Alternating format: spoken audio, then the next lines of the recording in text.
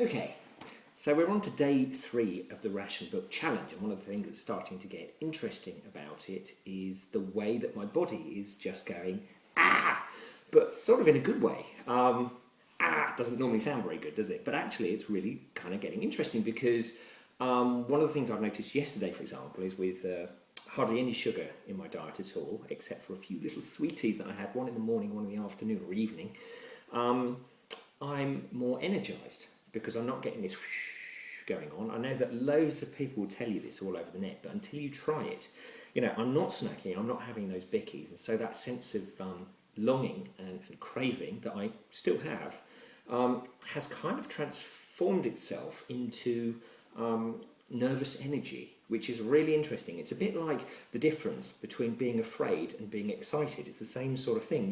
You can look at the same thing and tell yourself that you're afraid about it, or look at it and go, I'm excited. And what's really interesting about this is that the nervous energy that I feel feels good, which is great.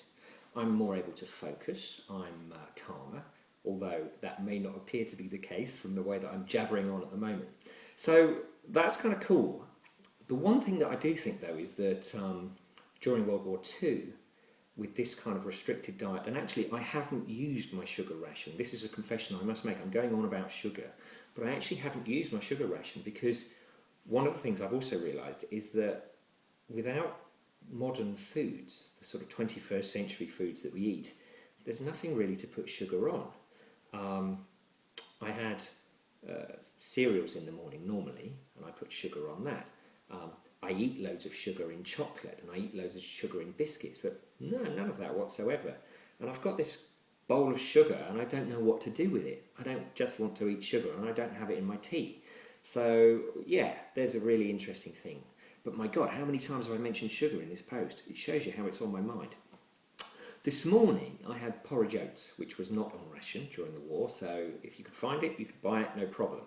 I had watered down milk with that and some salt in with it, and that was pretty good. But the thing that really comes to mind about this is I'm sedentary. I'm doing a very simple job of writing. That's my job, and I work at home, and I'm in a centrally heated house, and there are days when I don't even see the daylight because I'm writing.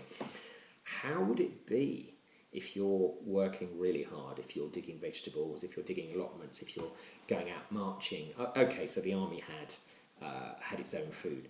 But for the average guy on the street, queuing at a shop in the cold is tiring and wearing. And that's the thing that's also interesting, is how soft we are to do with these kind of tasks that they would have taken for granted every day. I wonder if I would be so chipper if I've been standing in a queue queuing for bread for 2 hours. So yeah, it's kind of fascinating, but things are looking good. And this afternoon, 3 bells are coming around, and we're having a script meeting, a discussion about a project that's coming up for the summer, which I can't tell you about just now, but it's very exciting. And I've prepared something for them, or Jackie has. I keep claiming these things, it's not me, it's Jackie, great cook, fantastic and lovely. Yes, we'll report back to you on food that you could get during the war, which was actually quite luxurious, really, by modern standards, which was considered to be not good enough back then. Okay, so I will get back to you about that later on. See you now, take care, bye-bye.